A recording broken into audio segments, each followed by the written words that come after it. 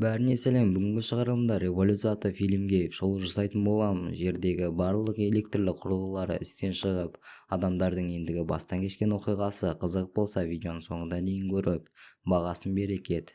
Бен үйге асығыс келіп, бір сұмдықтың басталғанын үйдегілерге айтады. Ол өзінің бауырына хабарласып, болған жайтты түсіндірмек болғанда барлық электр құрылғылары істен шығады. Жолдағы барлық автокөліктер қозғалыссыз қалады. Бен аспаннан ұшып бара жатқан ұшақтың көз алдында құлағанын байқады. Арада 15 жыл уақыт өтті. Жерде көптеген жаман өзгерістер орын алды және біраз адамдар өмірлерімен қош айтысты. Бас істейтіндер қаладан кетіп, жаңа өмір бастауға бейімделіп тірі қалды. Бен ұлы мен қызын алып осындай бір жерге тұрақтап өмір сүреді. Балалары Чарль мен Дэнни енді ересек адамдарға айналды. Екеулеп бірге аңшылыққа шығатын. Олар аударылған үй ішінен істен шыққан тоңазытқышты табады және осы сәтте қызының есіне бала кезінде соңғы рет жеген балмұздақ келеді. Дэнни үй ішіндегі шаңды жұтып қиналып қалады. Қыз Чарль оны әкесінің екінші әйеліне әкеледі. Олардың туған анасы қайтыс болған еді. Екінші әйелі ұлына астмаға қарсы дәрі береді. Әкесі Бен Чарльге інісіне қарап жүрмегендігі үшін біраз сөз сөйлейді және қыз бөлмеден ренжіген күйі шығып кетеді. Біраз уақыттан соң олардың жерлеріне бір топ қаруланған адамдар келіп, Бенге өзімен бірге жүруді бұйырады. Бен осы сәтте әйелі Мэггиге балаларына қарауын тапсырады, себебі ендігі ол қайта оралмауы мүмкін. Кетерінен бұрын өзінің көршісі Арон атты жігітке электр сөнбестен бұрын жазып алған флешкасын табыстайды. Енді кеткелі жатқанда кадрға Дэнни түсіп, қолындағы арбалетті шақырғысы келгендерге бағыттайды. Қарсы беттегі қарулар да оны көздейді. Көршілердің бірі қаруымен, екіншісі қолындағы құралмен бұларға қарсы шықты. Бен оларды сабырға шақырғаны сол-ақ екен, оған оқ тиіп шайқас басталып кетеді. Алайда жаулардың қолындағы қаруының арқасында бұл тектес тез аяқталады. Бен өте қатты оңалмастай жараланған екен. Олар Беннің орнына Дэнниді алып кетеді. Осы кезде үйге жүгіре келген қызы Чарль пайда болады. Әкесі қызына қайткен күндерде інісін табуды тапсырып кетеді. Ол оны іздеуге бекінеді және онымен бірге баратын адамдар табыла кетті. Мэгги Чарльмен арасы жақсы болмаса да бірге баруды шешеді және олардың көршісі Аронда.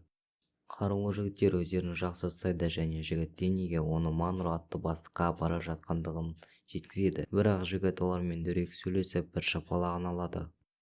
Інісін іздеп шыққан оларға жолай Нейт атты жігіт кезігеді, бірақ онымен көп араласпай су ішіп кете барады. Түнде жататын жер ретінде ескі жылдардан қалған ұшақты таңдайды. Арон бұрын Гуглда жұмыс жасағанын айтады, ал Чарль ол заттың не екендігін де білмейтін. Дэнни жатқан жердегі металл бөлігін шешіп, өзіне кілем күзетшіні ұрып құлатып қашып кетеді. Осы уақытта ұшақ ішінде жатқандарға бір топ ұрылар келген екен. Мэгги өзінің сөмкесінде арақ бар екендігін оларға айтады. Олар оны түбіне дейін ішіп алады. Бірер уақыттан соң барлығы өздерін жаман сезінеді. Ал осыны пайдаланып Мэгги оларды біртіндеп талдырып шығады.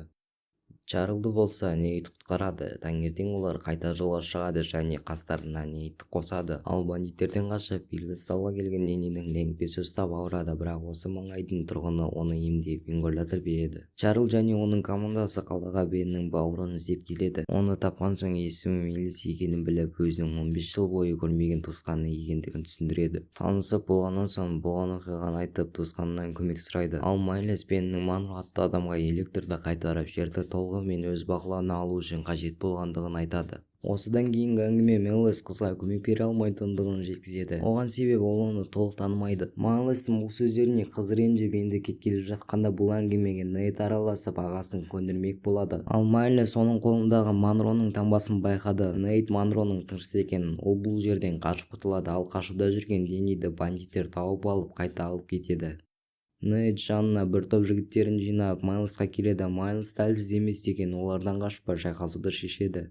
Және ол өзінің тамаша төбелес өнерімен көрінеді. Онымен қоса оған көмекке Чарль қосылады.